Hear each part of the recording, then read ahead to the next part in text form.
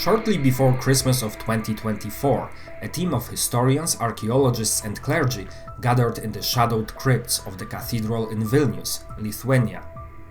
Armed with cutting-edge tools, interwar plans and a recorded eyewitness account, they embarked on a quest to uncover a secret buried for more than 90 years.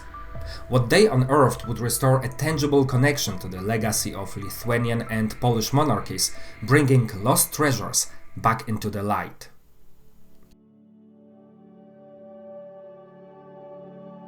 Decades of archival research combined with the painstaking study of the cathedral's labyrinthian dungeons suggested the existence of a clandestine hiding place dating back to 1939.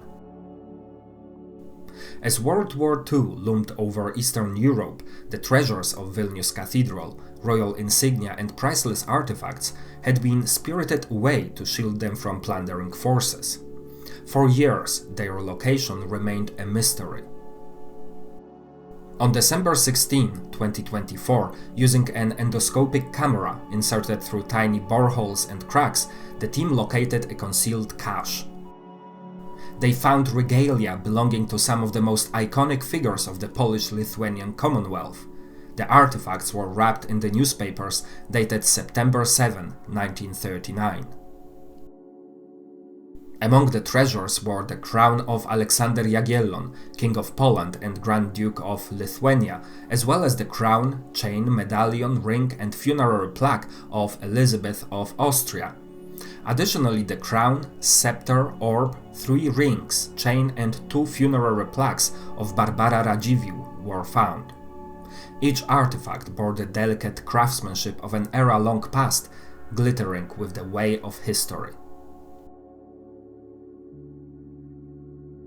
The discovery cast a spotlight on the rulers interred in Vilnius Cathedral. Alexander Jagiellon was born into one of Europe's most influential dynasties.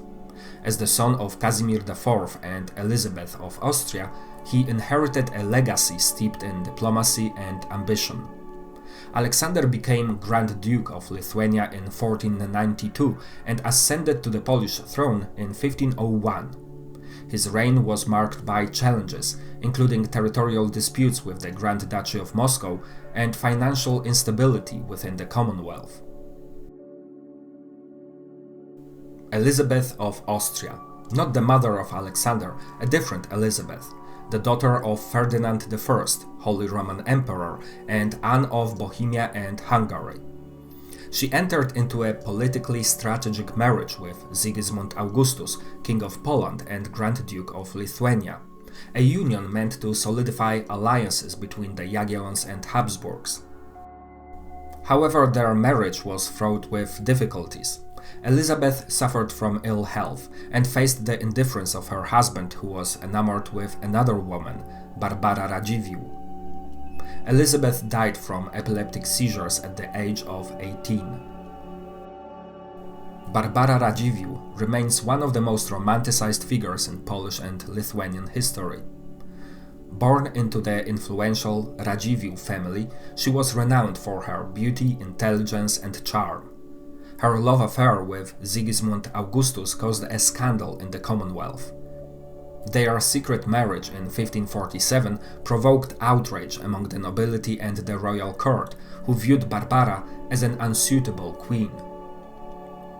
Despite fierce opposition, Sigismund Augustus crowned her Queen of Poland in 1550. Tragically, Barbara succumbed to illness just 5 months later, sparking rumors of poisoning by political enemies. Her burial in Vilnius Cathedral marked the end of a love story that continues to captivate historians and romantics alike. The regalia found were not ceremonial crowns worn during their reigns, but rather burial insignia crafted posthumously to accompany the monarchs into eternity, as explained by Archbishop Gintaras Grusas, the Metropolitan of Vilnius, during a press conference. Alongside the royal items were votive offerings, silver plaques from the opulent St. Casimir's chapel, and the personal insignia of Bishop Benedictas Vajna, adding layers of ecclesiastical and artistic significance to the find. All this, however, is only the last chapter of a longer story. You see, some of these artifacts were actually rediscovered, as they were first found in 1931. In April of that year, a catastrophic flood ravaged the city of Vilnius, inundating the cathedral's crypts.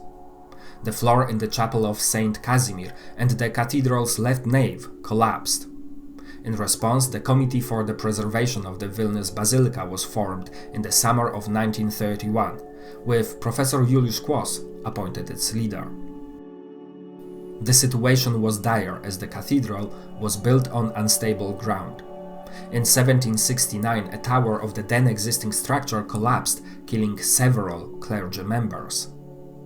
The committee, which included conservator Stanisław Lorenz, first assessed the damage and threats to the basilica. During their work, they discovered a tin containing the heart of Władysław IV Wasa, King of Poland, Grand Duke of Lithuania, and claimant of the thrones of Sweden and Russia.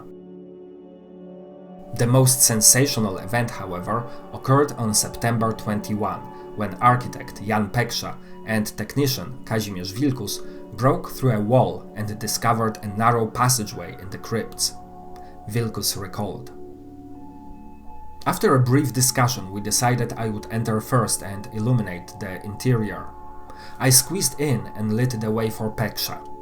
The passage was so narrow that I had to walk ahead, lighting the path as we reached a small crypt measuring 3 by 4 meters. What we saw was astonishing. Directly across from the entrance in the mud and rubble, they spotted an object. At first, Wilkus thought it was a helmet, but it turned out to be a human skull wearing a crown. To the right, on a protruding stone from the wall, lay another crown. A Polish painter, Ferdynand Ruszczyk, was also present at the excavation site. He was deeply moved by the discovery and described it in his diary.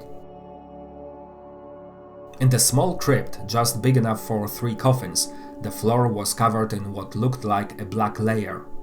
Emerging from it were a skull with a crown and bones. It was King Alexander. The skull's position was natural, as if in sleep.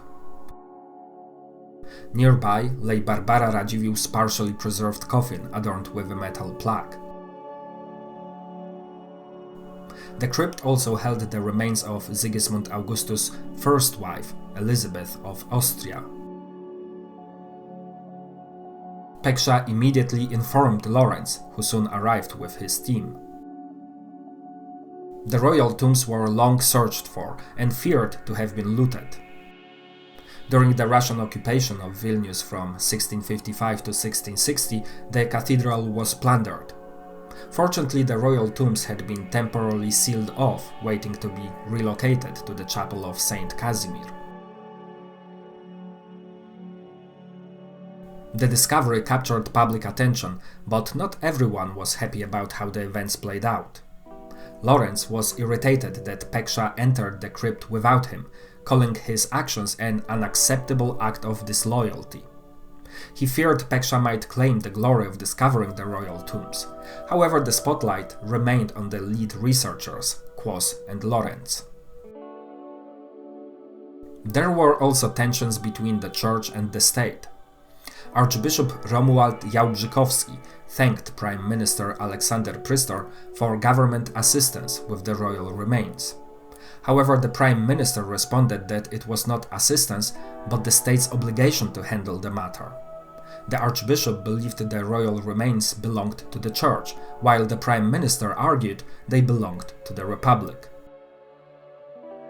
The artifacts were put on display until World War II broke out in 1939. The royal insignia were then hidden for safekeeping. It was believed they were stored away somewhere in the cathedral vaults. The journey to uncover the regalia was fraught with challenges. Over the decades, efforts ranged from traditional excavation to advanced technological surveys, including 3D scanning and georadar analysis.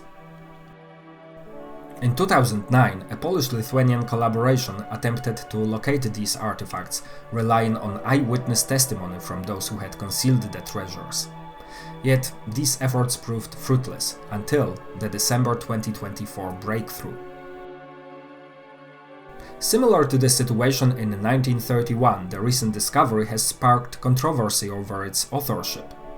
Historian and art restorer Saulius Poderis claimed that he had found the location of the insignia almost a decade ago and reported it to church officials and the Department of the Cultural Heritage, who ignored him. At the press conference announcing the discovery, only representatives from the Archdiocese and museum were present. A church official stated that Mr. Poderis was not included among the speakers due to his questionable reputation. Poderis was convicted in 2015 for buying artifacts looted from ancient burial sites. In turn, he called his exclusion an intellectual theft. This led to public outcry and criticism directed at the church. Accusations arose that the Archdiocese of Vilnius had declined an offer from the Lithuanian Institute of History to carry out a scan of the site.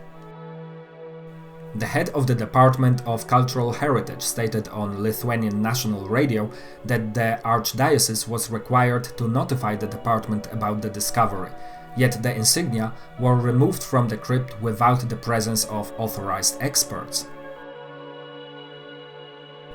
On January 8, the Archdiocese publicly acknowledged that it may have breached necessary procedures by opening the vault and removing the insignia, which now await cleaning and restoration before going on public display. As Mark Twain once said, history doesn't repeat itself, but it often rhymes. Anyway, I hope you enjoyed this one. Like and subscribe if you did. See you next time!